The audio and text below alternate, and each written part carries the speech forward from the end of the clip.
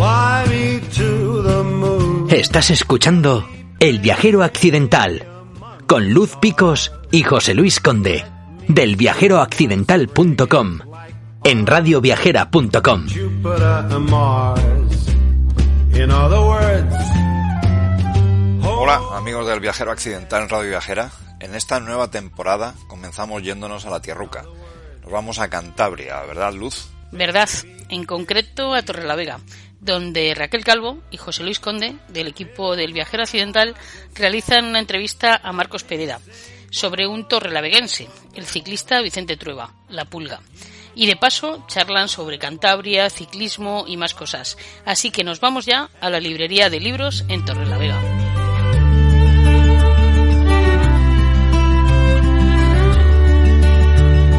Hola Marcos, gracias por prestarte a hablar con nosotros sobre Vicente Trueba en Torrelavega y todo lo que se tercie. ¿Qué tal estás? Y sobre todo encantado de tenerte en el Viajero Accidental en Radio Viajera. Muchas gracias por invitarme. Bien. Esperando que las preguntas sean duras. Pues a ello vamos, eso vamos a intentar. Nos alegra que te gustara la idea de nuestros podcasts, y en concreto para hablar de ciclismo, de La Pulga de Torrelavega, de tu tierra. Pero antes, cuéntanos sobre ti, antes de que empecemos a hablar de libros y de otras cosas. Qué difícil, ¿no? Hablar sobre uno mismo. Bueno, tampoco sé muy bien qué decirte.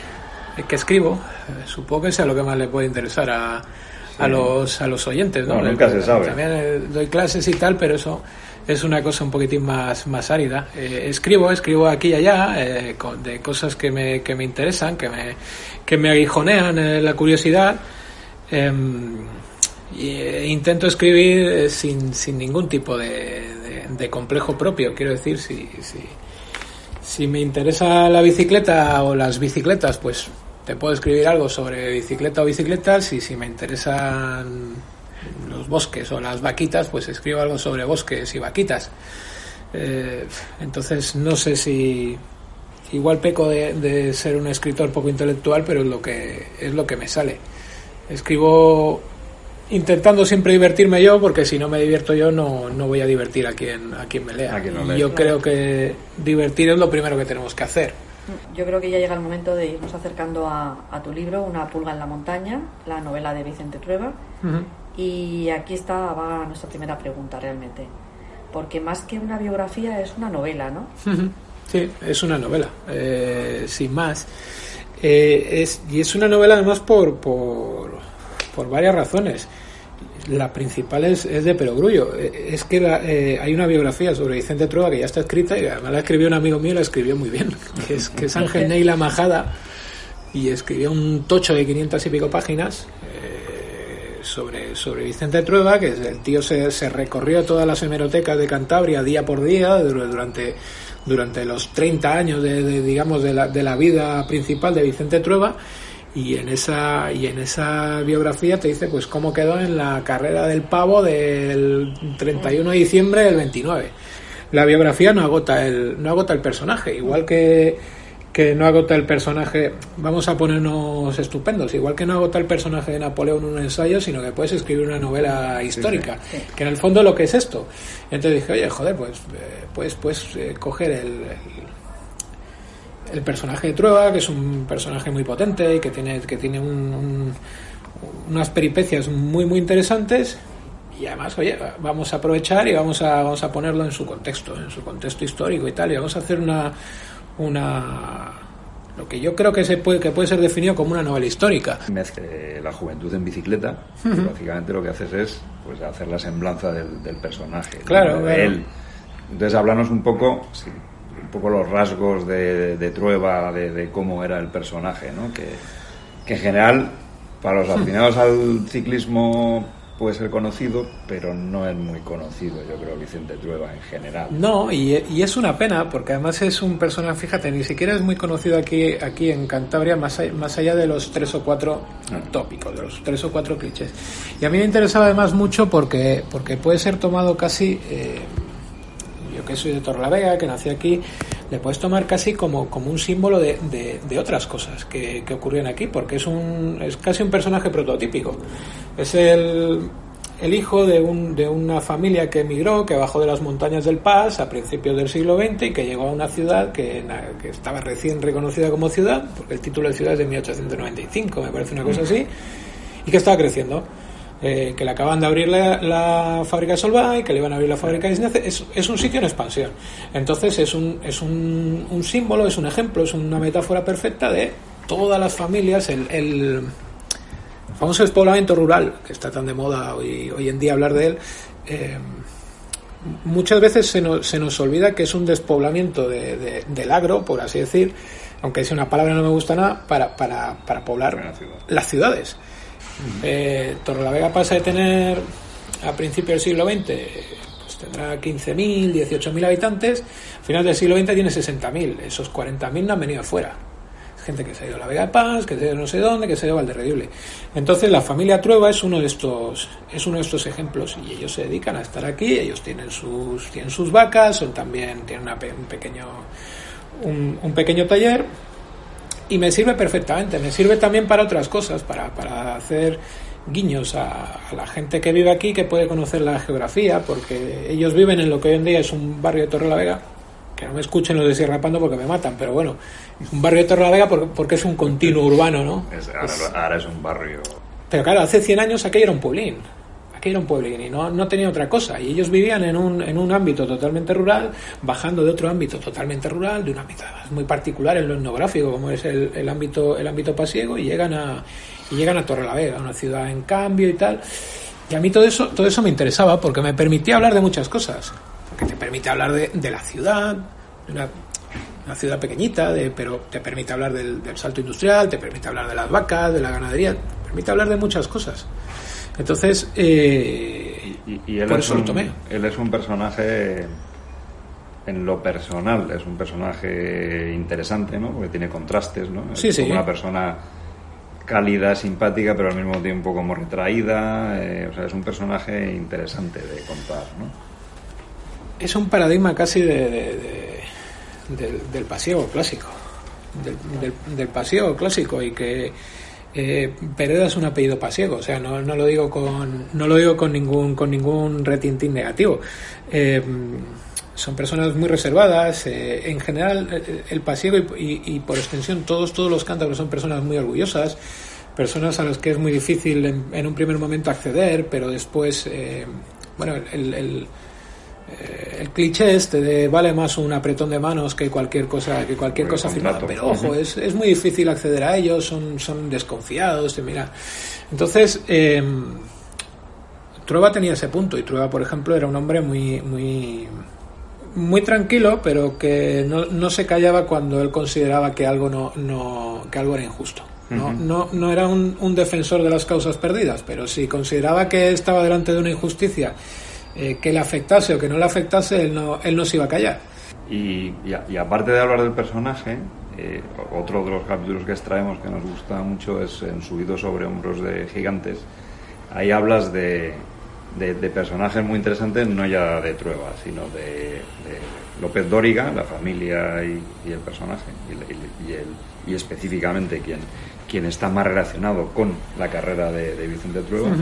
Y el legendario Desgrange, que era el organizador, uno de los primeros organizadores del Tour, directores del Tour en aquel momento. De ese capítulo, ¿qué parte es verdad y qué parte es literatura?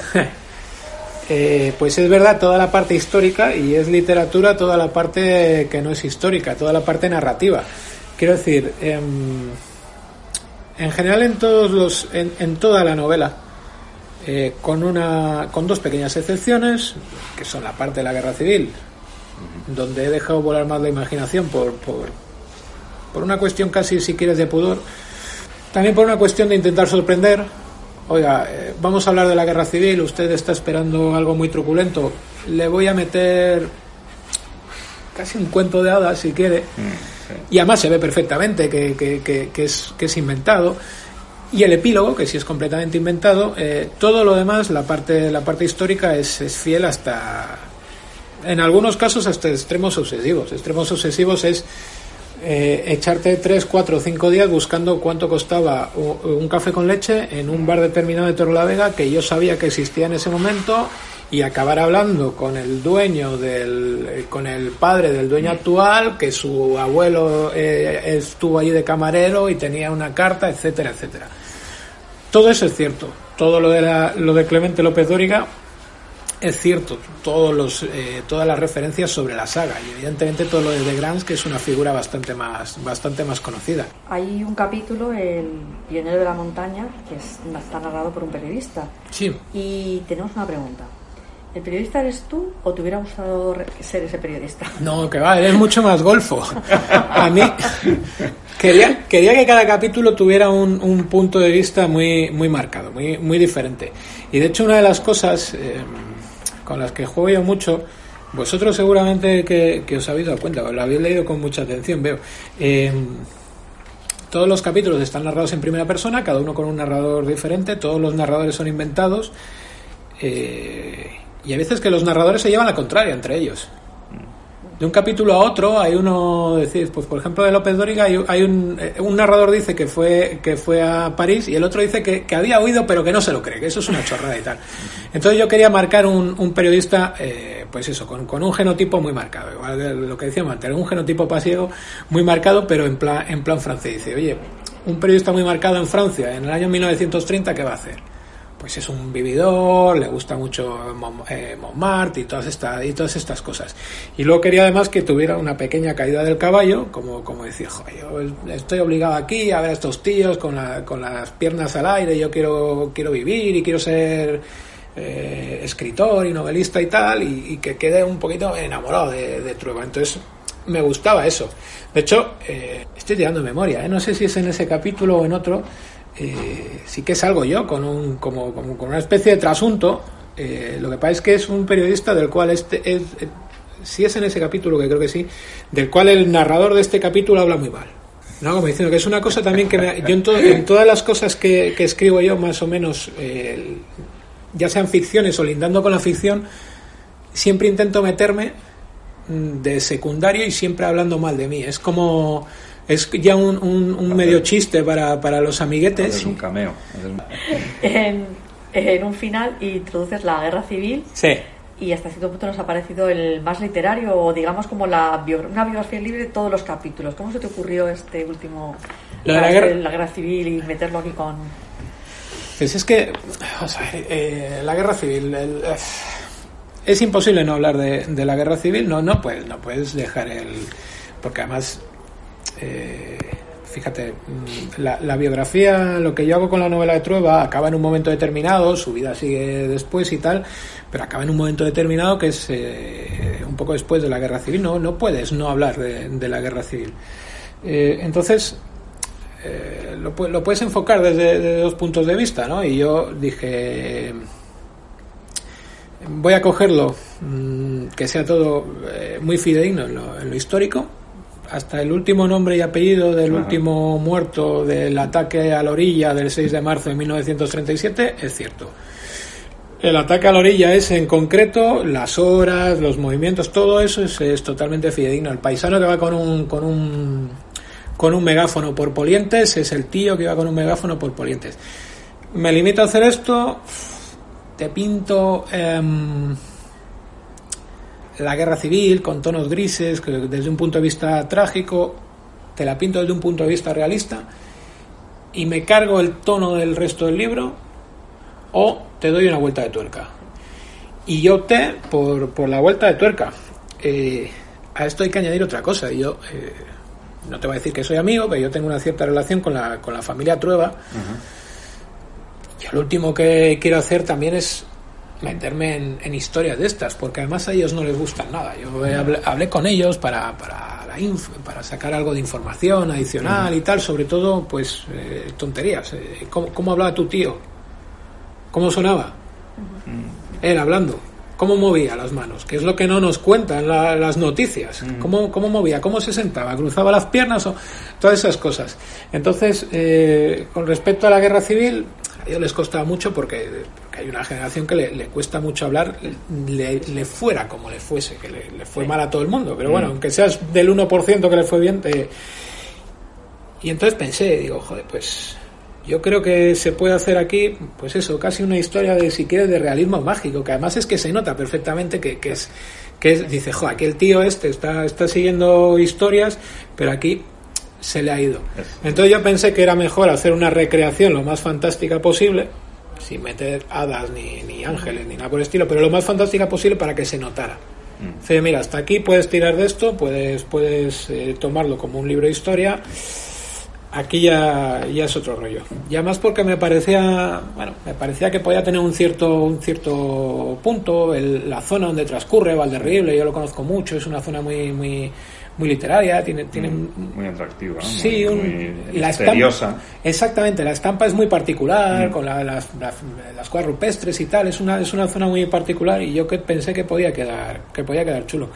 Hay mucha gente que le ha gustado ese capítulo, y hay otra gente que no le ha gustado nada. O sea, ha habido... A nosotros nos gustó mucho la carrera. Hay una parte en ese episodio en el que describes una carrera entre hermanos, ¿no? Sí, la carrera claro, de hermanos, y a mí eso me gustó mucho, la verdad. A mí me pareció una cosa como muy tierna, porque digamos que es lo clásico, que sabes que es imposible que ocurriera, pero que no te hubiera extrañado que hubiese ocurrido. El epílogo, que es que te vas hasta Luxembourg y hasta Po y eliges el Tourmalet, ¿no? Eliges en la distancia el exactamente para terminar. Sí. Es un sitio maravilloso. Los que hemos estado allí, desde luego, nos gustó mucho y subimos a duras penas como pudimos hasta arriba. Pero ¿por qué justo el Tourmalet? Fíjate, el Tourmalet es que se ve desde muy lejos. No se ve el Tourmalet, se ve el Pic du Midi, que tiene ahí el observatorio astronómico, y lo ves desde muy lejos, lo ves desde la autopista, que estará unos igual hasta 50 kilómetros en línea recta o algo por el estilo, porque tienes que subir Obisque y luego tienes que pasar el Tourmalet y tal. Entonces es un sitio que es muy reconocible por cualquiera que ande en bici, porque cualquiera que anda en bici, haya subido o no haya subido el Tourmalet, pasa por esa autopista y lo ve y lo reconoce. Y coño, es un sitio que además se ve desde Po, desde el famoso la avenida de los Pirineos de Po, que está en la parte alta. Pues es una ciudad muy bonita y tal, y se ve, joder, es como una cosa muy significativa. Y luego además funciona mucho desde el punto de vista simbólico, porque el Tourmalet es lo más reconocible. Tú dices que lo has sufrido. Tú has podido subir 25 puertos más duros que el Tourmalet, que los hay. No hay muchos más, pero los hay. Y la gente te mira y te dice, bueno, pues eres un subnormal que va por ahí con las piernas depiladas y que te dedicas a dejarte las tripas. Pero dices que has subido el Tourmalet y la gente te mira y ya es otra cosa. Y lo reconoces. Sí. A modo de epílogo me parecía chulo sacarle de Cantabria.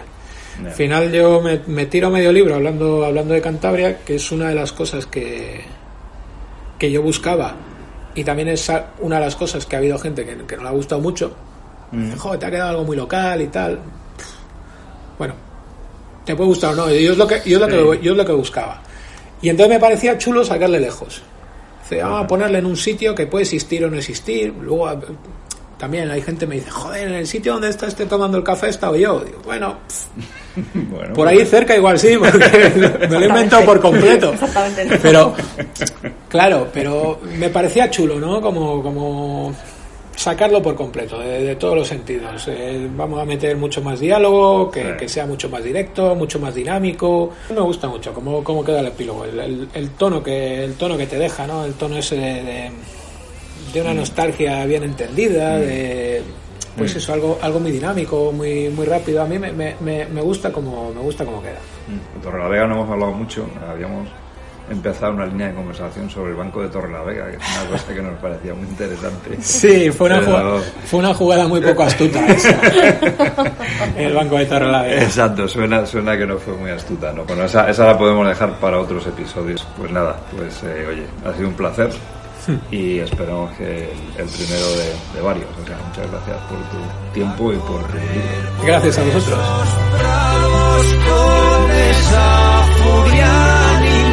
Nos Nos ha encantado hablar con Marcos en Torrelavega y volveremos a esta villa cántabra sin duda y a Cantabria en general, porque nuestro objetivo es visitar la tierruca todo lo que podamos. Gracias a los técnicos de Radio Viajera que hacen posible que lleguemos hasta vosotros en cada episodio. Ya sabéis que estamos en todas las principales plataformas de podcasts y nos podéis visitar en nuestra web, elviajeroaccidental.com. Hasta nuestro próximo viaje compartido con vosotros. La iglesia, la bolera y la escuela, aquellas tardes con niebla y la casa de la abuela. Recordé la romería donde solía